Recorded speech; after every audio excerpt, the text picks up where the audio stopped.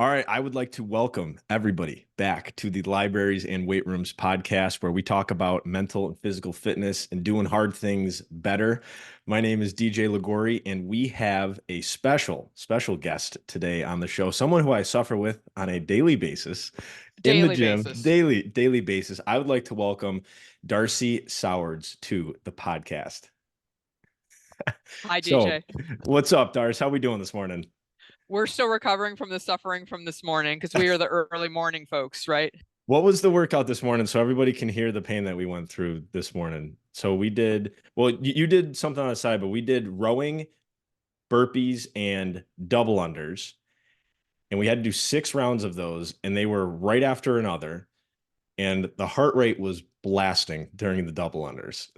Yeah, I did something different this morning on my own, but yeah, I said to LJ afterwards, I was like, that looks freaking horrible. I'm so glad It I was didn't do horrible. that.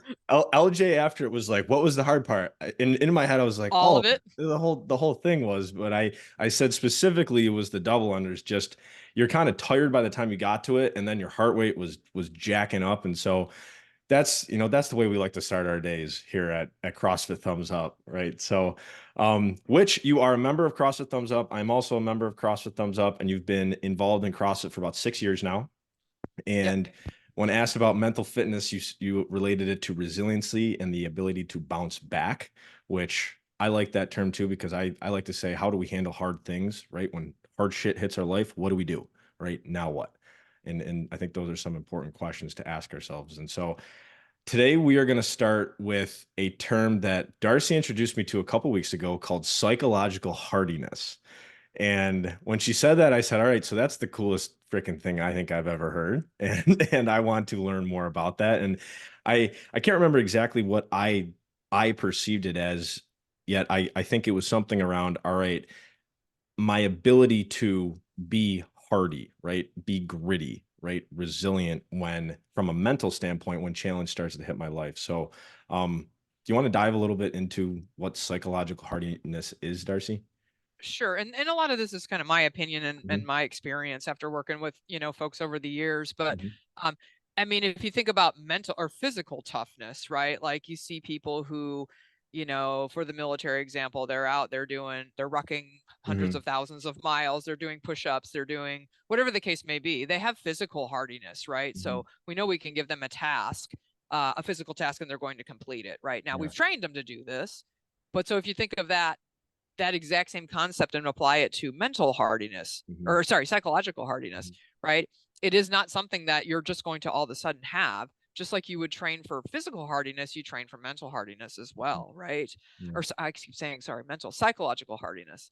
So some people acquire it easier than others, but it is something that can be learned. And it is really the ability to kind of, like you said, do hard things, Mhm. accept the challenge and not run away from it, not avoid it, Mhm. because you know it's going to be too scary. And then after you go through something like that, then the ability to bounce back Mhm. fairly quickly. Yeah.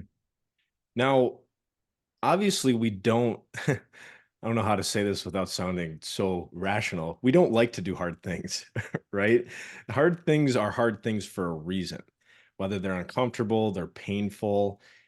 How do we use the term psychological hardiness to start to get better at just accepting doing hard things? Um, I think, I think introducing the concept to people that it really is your mindset that will dictate, everything about Mhm. you, right? Your attitude going into doing hard things, um, your emotions that are attached to doing hard things, Mhm. your ability to sustain through doing hard things, Mhm. and get people to know that or understand that there's so much of it that you can improve on simply by, and I say simply kind of loosely, but Mhm. by changing the way that you think, right? Mhm. Because that will change a lot. That will change everything about your world. Yeah. Changing the way you think is, I think it's something where we have to like make this decision where, all right, I've been thinking like this, and here's the results that I've been getting. So, in order for me to change my results, something before that has to change, right? And is it my thinking? Is it my behavior? Right. And so I think, and we talked a little bit about this before, and I think this is a great time to kind of introduce it, is this idea of like positive self-talk. And I think as a society, we've been conditioned that positive self-talk is me sitting in front of the mirror saying, gosh darn it, you're beautiful, Deej. You're strong, you're this, you're that, you're gonna do it. And it's, in my eyes, it's a much different type of approach to getting better results in your life than I think the way that we've kind of coined it out to be. So what are your thoughts around having that positive self-talk? Yeah, and for anyone who's listening who's over the age of 35 and has seen the old SNL skit with Stuart Smalls or Stuart Smiley, that was his name.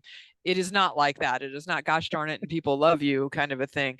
Um, Positive psychology and positive feedback is a lot about focusing not focusing on the negatives, but focusing on everything else, Mhm, right? So focusing on successes, focusing on goals that you want to meet, focusing on how the things that you've done that have been successful in that day are getting you closer to meeting those goals.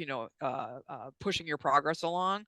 Um, I will credit there is a psychologist by the name of Dr. Nate Zinzer, and he came up with the idea of having a mental bank account. mhm, And if you treat yourself, your mental health self as a bank account, we want to have more and more deposits into that mental bank account, right? mhm, We don't want to have negative deposits. mhm, So the more negative self-talk that you have, the more it's going to draw your mental bank account down to zero, kind of like a mhm. checking account, right? Yeah. So we want to continue to just add to the mental bank account, because when you're thinking about positive things or not necessarily telling yourself that you're beautiful, right?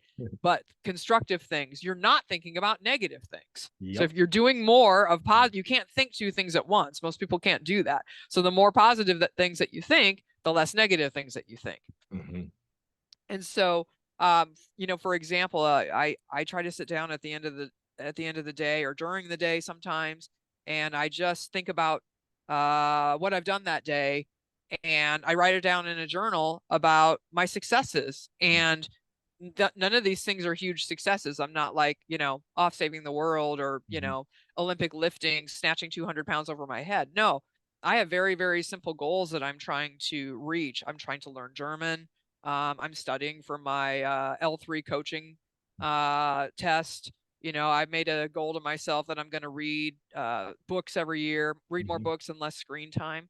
So at the end of the night, or at the end of the day, I sit down and I write down like, hey, I practiced my German today for 10 minutes. mhm, I learned 5 new words, right? mhm, I sat down and I read, 10 pages of my novel that I'm trying to finish. Today I went to the gym. I successfully showed up at the gym. mhm, I I tried lifting that weight that I did lift that weight that I didn't think I was going to be able to lift, right? mhm, And that is, helping my progress to reach a goal of, whatever, deadlifting 300 pounds or whatever it is. So mhm, I do not write down any negatives whatsoever mhm. whatsoever. I do not spend any time on those at all. Have you ever heard of a individual named Trevor Moad?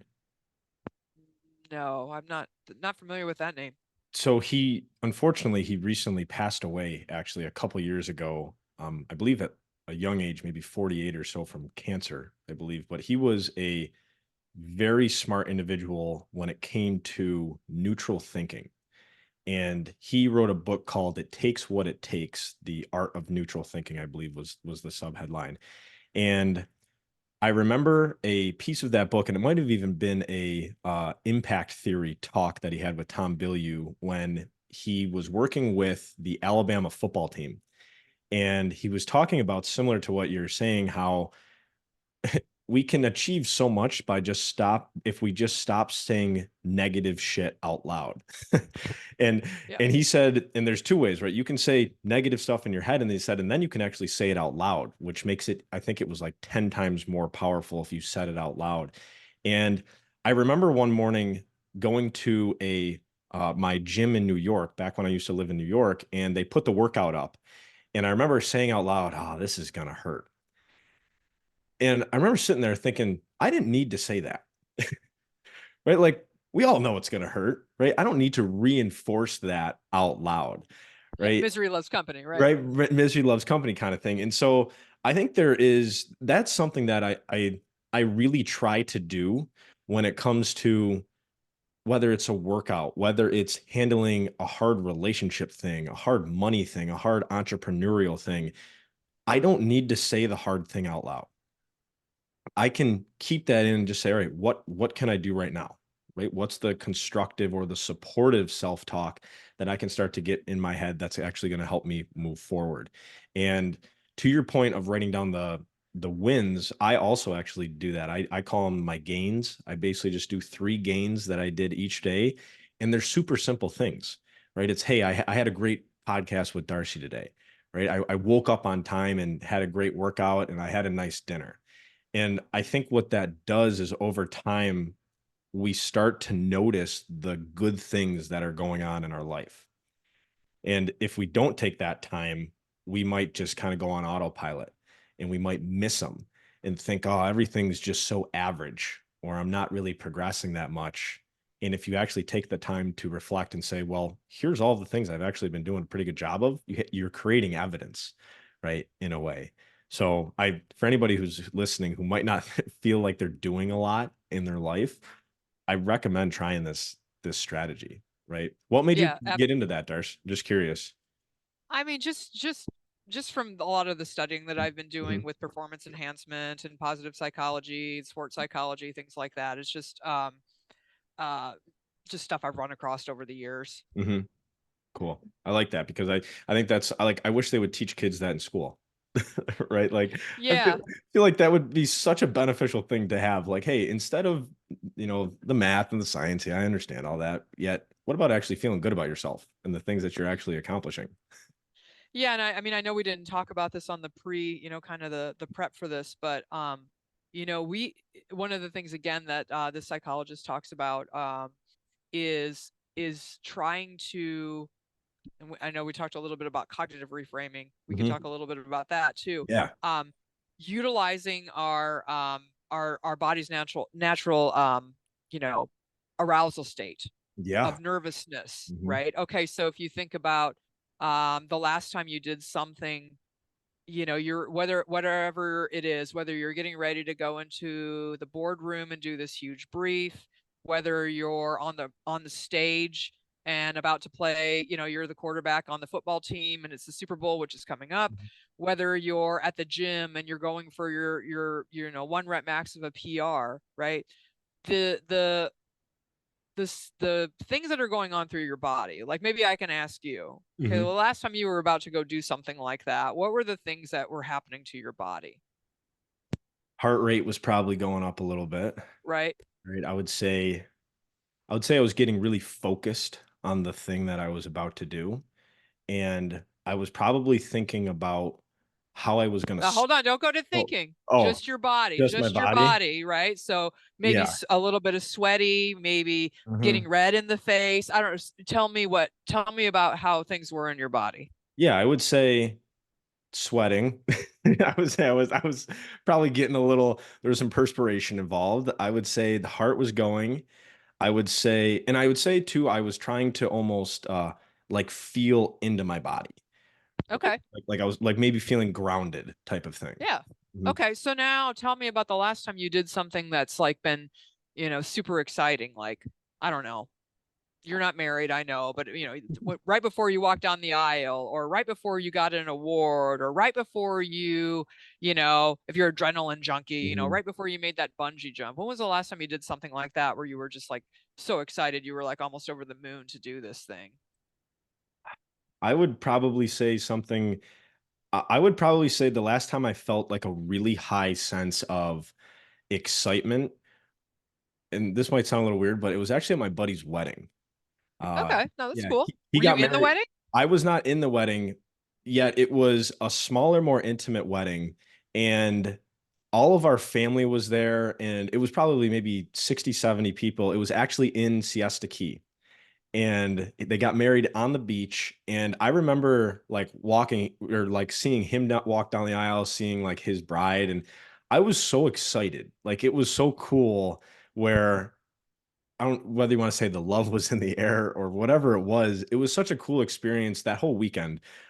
It was actually that was probably some of the most excitement I have felt in a while. Okay, so when he's walking down the aisle, or Mhm. I guess she would be walking down the Yeah, aisle, and they're doing the whole, they're doing the thing, and you're in the moment, how was your body feeling then? similar to that one rep PR, right? I would probably say Right. heart was going, right? I was very grounded, maybe even a little sweaty. So what's the difference between the two? Just the label that we probably put on it, Exactly. right? Right. So our body responds physiologically the same way, whether you're doing something is going to be hard, right? Mhm, You're nervous, right? And you're going to do that 1 PR lift. It responds the exact same way as you do when you're about to do something super exciting, right? mm, Like again, face maybe a little flushed, a little yeah, bit of, sweating, the heart rate's going, you're kind of doing the fidgety thing, mhm. right? It's the exact same thing. The only difference is what you're thinking about. So how do I So change why don't we thinking? use Yeah. right? So when you are standing in front of that barbell, right, and you're looking down at it and you're like in your head, like, oh no, and you're starting to feel that Mhm, way, right? Your heart's racing and all this other stuff. Why aren't we channeling that into positive? Like that's more like it's the same chemical reaction that's only mhm, going to help you, right? mhm, Let's use this as like jet fuel, man. Like let's yeah, use it as like a natural like drug enhancing, it's like a natural performance enhancing drug, mhm, right? And thinking of it like that my body is putting me in this position right now to give me that extra like whatever oof to like get through this thing that's hard, mhm, whatever that thing that's hard is, whether it's lift the yeah, barbell, go into the boardroom, do the brief, whatever the case may mhm, be, instead of like, oh my god, maybe in a case of like doing a brief in a boardroom, like, oh my god, I'm starting to sweat, oh my god, my face is red, they're going to know I'm nervous, oh my god, I'm going to look like an idiot, they're going to know I don't know what I'm doing, right? This whole thing, right? mhm, It's the exact same thing.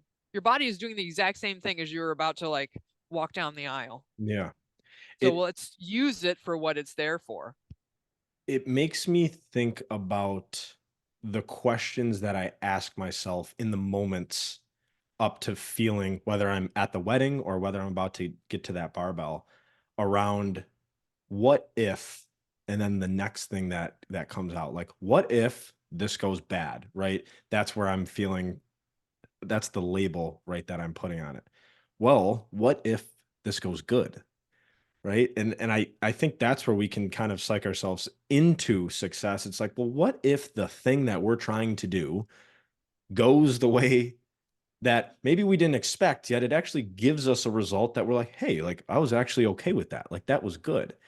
And I experienced this actually in real time a couple years ago. A buddy of mine, we were running a half marathon, and a couple days before we were on the phone, and he was a little nervous, and he's like, "What if I don't finish?" And we kind of like sat there silent, and then I said, "Well, what if you do?" And it was like this weird reframe, right? Of like, well, what if we actually finish? Like, what if this big project goes the results are going to be weird, right? We're going to get there in an unexpected way, yet it ends actually where we're like, good, I'm okay with that. Like, what if that happens, right? And I think we can start to change the way that we look at challenge that way. Yeah, and I see that a lot with folks who kind of have imposter syndrome. You know what I mean when I say Mhm. imposter syndrome, Yeah. right? They're like, who am I? How did I get here? Mhm. Right? Like whatever here is. And like I am no way, shape, or form equipped to be in this position, whatever this position Mhm. is. And it's just like, well, what if you are the right person to be in this position? Like, why not you? Yeah. Right? Why not Yes. you?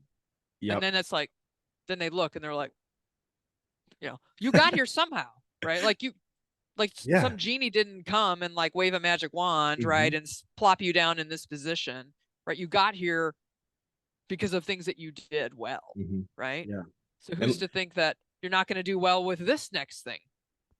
let that be proof too that we sometimes need other people in coaching, right, and other support to actually show us what we've done because we might sabotage ourselves on accident. And we might say, oh my gosh, I don't deserve this, or I'm an imposter. And somebody's like, dude, you've been doing this for XYZ years. You have all of this credential, all of this proof, all of this evidence. Like, what are you not seeing that I'm seeing?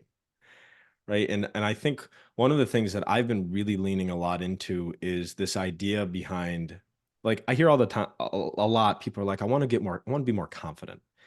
And I needed to understand, all right, what is confidence? Like, how can I actually define this term? And I think in the simplest way, confidence is really just evidence, right? Like if I do something 1,000 times, if I go to the gym 1,000 times in a row, am I confident that I'm going to be able to go to the gym 1,001? Yeah, I'm pretty confident that I'm going to be able to do that, right? If somebody said, "Hey DJ, are you confident in baking a cake?" Not really. I've never really done it, right? So I could learn, right? You give me a couple of shots, right? I could figure out, yet I'd need to build that evidence, right? Because then it's almost like we outwork the imposter, right? We disprove the imposter. It's like, well, I've done this thing 100,000 times, whatever. It's like, how do I not think that I could do it again? Right? I've built this foundation to actually rely on. So, what are your thoughts about confidence and how people can be more confident today? I think, I think once you gain confidence in something, it's easier to get confidence in something else, Mm, right? it's a great point. And I know, a lot of, I see a lot of folks, I see a lot of patients who've, experienced, significant trauma in their lives, whether that be, you know, sexual abuse, war, combat, just everything, right? And, um, they don't have a whole lot of confidence, right? Especially if it's something like a trauma where something's been taken from you, like Hmm. an assault or something Hmm. like this. And a lot of what we have to do is build up the confidence, right? Hmm. And so a lot of times going to places like the gym, right, and teaching them that you can lift this 55-pound barbell. I know you think you Hmm. can't, right? Or the confidence courses where you go and you're hanging from ropes and things like Hmm. this, Yeah. swinging around, right? When people get to the point where they're like, yeah, I did do that, I did lift that 55-pound barbell, yeah, I think I can try another 10 pounds Hmm. on that, or yeah, I think I can try to hang from the rig, or whatever. Hmm. Then that gives them the confidence, to try something new. Because again, Hmm. the more win, that's about the mental bank account again, right? Hmm. The more deposits you have in the mental bank account, the more likely you're going to be able to, keep doing it, right? The Hmm. less quote unquote failures, we don't look at it like that, but the more successes you have in life, the more, what's the right word? I don't want to say it's the easier, but Hmm. the more likely you are going to be to try hard things, getting back to Hmm. the hard things, because you have some success of like, yes, I did do that. Yes, I did Hmm. lift that barbell. Yes, I did hang from the rig. Yes, I did, climb that mountain or Yeah. whatever it is that they take you out on. If you can Mhm. do that, you can do this. Yeah. I have to think that the ego plays some role here in being confident and doing hard things and willing to do something that I know I could fail at, not get a result that I want. And I think this also kind of plays into the what if question that we can ask ourselves, where it's like, all right, well, what if this thing goes great, right? All right, cool. Like I'm going to try to get to a point where I like the outcome. Along that way, if this is all new to me, why do I expect to be incredible at it right off the bat? Right? Like there's gonna be growing pains, right? Right. There's a level of delayed gratification that is required for really making a lot of progress in any area of your life where listen, I'm gonna have to start this thing at some point and I'm gonna have to go through some nasty things, the dragon skin, right? The failure, the embarrassment, right? The ego getting smashed, whatever it is. Yet if it's important enough to me, that's part of the story, right? Yeah. That's part of the experience. So, it makes me think about like, is confidence? Does there have to be pain involved with confidence or hard things involved with confidence? I don't know, I almost kind of think like confident people who are confident are not afraid to try, Yeah. right? Like a lot of times when I'm working with people, when they are like, I don't think I can do it, or whatever. Mhm, Um, or you've seen them. I've seen them. They mhm, go back to the one rep max, mhm, insert lift, and they walk over to the bar and they bend over to do and then they just stand back up. I'm like, what are you doing? mhm, What are you doing? Get back down there, you mhm, know? And then they're like, I don't think I can do it. I'm like, okay, so what's the worst that's going to happen if you don't do it? Like mhm, if you pick it up and you can't get it above your head, what's mhm. the worst that's going to happen? And they usually just kind of look at me. Yeah. I'm like, so you drop it? Okay. Then we take off 10 pounds. Mhm, Cool. Right. Same thing with like being out in the world. Like, what's the worst thing that's going to happen if you do try and you're not successful in it? mhm. I literally made a Instagram post a couple days ago that said it was I want to read this off because this plays exactly into what we're saying here. I said whenever I feel stressed, I ask myself, what am I afraid of? And typically it's about an idea in my head that even if it happens, I would still be able to get through it. Yeah. And the other thing is no one really cares. Like no one's Yeah, watching I you, love that. I right? love Like that. I think people think that other people care about what you're doing, right? And Mhm. actually you might be a hero to somebody else Yeah. and you don't even think about it. Mhm. The fact that you went over there and tried to lift something that you knew was maybe shaky for you, Mhm. right? And okay, you dropped it. Okay, whatever. First of all, no one's laughing. Mhm. No one's laughing. Yeah. Everyone is looking, going, damn, like that was a good effort, Yeah. right? And you're maybe a hero to somebody else who's newer Mhm. and sees like, oh, that person who look that coach, she drops things too. It's not just me, right? So there's some Mhm. humanizing of that, right? Yeah. Humanizing of the hero, so to Mhm. speak. It's like the man in the arena quote, right? Where there's people who are actually here trying, and we're the ones who got the blood coming out of our noses, the sweat, right? The tears, the pain, the struggle. Like there's people who are actually doing things that are painful. And there are outsiders who are like, wow, that person's failed 15 times. What a loser. Right. And it's like, what a loser. It's like, no, they failed 15 times. Like they're working their ass off to get through this. Right. It's a different way of looking at this experience. And I I personally love to always hear the people who criticize other people who like one of the things that I always am very curious about is when people criticize like NFL football players and at professional athletes and they're like, "Oh, he stinks," or "He's a bad coach," and this, and I'm like, "You guys have no idea how difficult it is to be a professional athlete or a coach of a professional team and to say, oh, they stink or they suck or they have no idea what they're doing." It's like they do. They have a very high IQ of what they are doing. The level they're competing at is so high that we then think it's okay to judge it because I don't even think we can comprehend where they're fully at, Yeah. right? And so I think that's something that's very interesting. And I think the other thing you said was people really aren't watching. They're really not. Yeah. They No really one don't care. cares. No one We're cares. all in our own misery. We are all in our own misery. And I tested this once. I called my mom, and I know my mom and dad are probably going to listen to this, and I can't wait for them to hear this one. But I called my mom and I said, "Mom, I need you to answer this question as honestly as humanly possible. I'm testing something out." She said, "Okay." I said, how much do you think of me on a daily basis from a percentage wise?" I said, "You're the closest person, like biologically to me. Like you literally had me."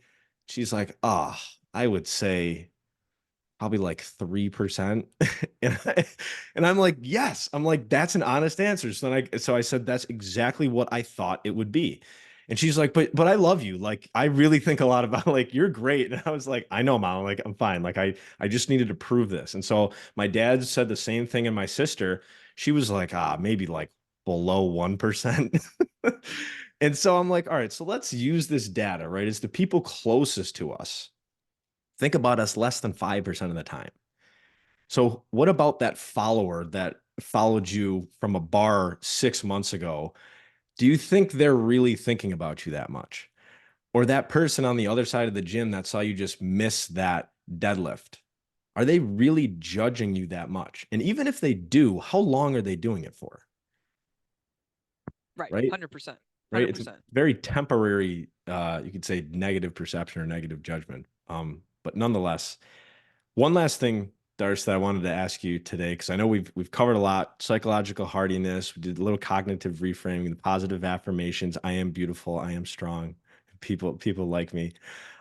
Last thing that I always love to ask people is, what is one secret that you know that nobody else knows that has helped you live a stronger life? Oh God, I have no idea.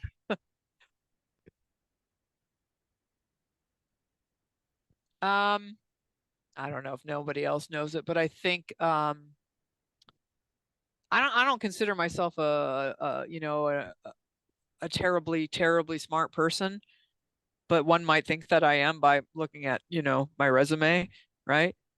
Look, I just work my ass off. Mm, I'm just determined. mhm. That's what's gotten me through life, Yeah. right? That's what's gotten me to where I am today. It's it's just I am like a bulldog. I Mhm. will just like grab onto that bone and I'm just gonna gnaw at it until there's nothing Mhm. left of it, Yeah. right? So I think that maybe that's cliche. It's like you don't have to be the smartest person in the room. You don't have to be the most athletically gifted genetically. You don't have to be the most whatever. Mhm. But if you work hard at it and you're dedicated, you're gonna get to where you want to be. Yeah. I I completely agree with that, and that is something that I've really been trying to lean more into and actually like track what I think is hard work from like an hour standpoint, time on task type of thing to create evidence, right? So then I can be confident that all right, I'm working hard. Like this is what I'm defining as working hard. And we've all heard the saying, right? Work smarter, not harder. Yet I believe we have to work harder first in order to work smarter, right? I Yeah. right, like, I think we need to start with the hard shit. We need to do like just get a work ethic, right? Find that consistency, those dark days, those days when you are working your ass off and nobody sees it, and you say, "This is gonna help me somehow in some way. I don't know how, but I know it's gonna." Yeah. Right? Mm, Yeah, and which when we were talking about coaching and things like that earlier, I've had the pleasure to coach some individuals who've got like physical disabilities and things mm, like this, or they're, extremely, extremely out of shape. Um, and sometimes I don't say rather. All of our coach, all my coaching people are gonna hear this. No. Sometimes I'm more impressed with the individuals who are challenged mhm, when they jump into like CrossFit, for example, than the individual that just walks off the street, right? mhm, Because, you know, people with disabilities, physical disabilities, mental disabilities, whatever the case may be, coming from a place where they're very overweight, they're recovering mhm. from like heart attack, something like this, they got a way bigger mountain to go up than you and I do, Yep. way bigger, Mhm. right? And their hard work and dedication, you know, is 10 times what we have. Yeah. You're not going to convince me of anything. When someone has one leg or one arm or whatever the case may be, I got no complaining. I can't Yeah. complain about anything, right? Yes. So, but they're determined, right? And they can get up that mountain Mhm. Yeah, that's a quick way to put things into perspective, and I think it's also a quick way to also be grateful, for sure. right? Like, I've done exercises before where it's like, write down things you're grateful for, and I was like, "I'm really grateful that I got 2 legs that work," right? And some people might be like, "What do you mean?" It's like, imagine if you didn't have those, right? How would that feel, right? Can we just, like, see how, like, things are kind of okay, right? Even when we think they might be going wild, like, the majority of things are kind of okay right now. So, well, Darcy, thank you so much for your time today on It was the a great being here. on the episode. thank you for coaching me through all of the CrossFit pain that we've been experiencing recently. And thank you so much for all of your expertise on psychological hardiness, positive affirmations, the mental bank account from Nate Zenzer. Was the individual's name? Zinzer, Zinzer? Zinzer. Zinzer. Okay. And body's natural arousal state. I wrote down that one too. The cognitive reframe, building confidence. We have a lot in this episode that you guys can use to just get yourself in the right direction, right? Take the right steps, and whether you want to build your psychological hardiness, your mental fitness, your confidence, there's some tips that you can use from today. So Darcy, thank you so much for your time. Truly appreciate it. And Thank you. thank you to everybody for tuning in to today's episode of the Libraries and Weight Rooms podcast. Until next time, this is where we talk about mental and physical fitness and how we do hard things. Everybody have a great couple of weeks, and we'll talk to you guys soon. We'll see you.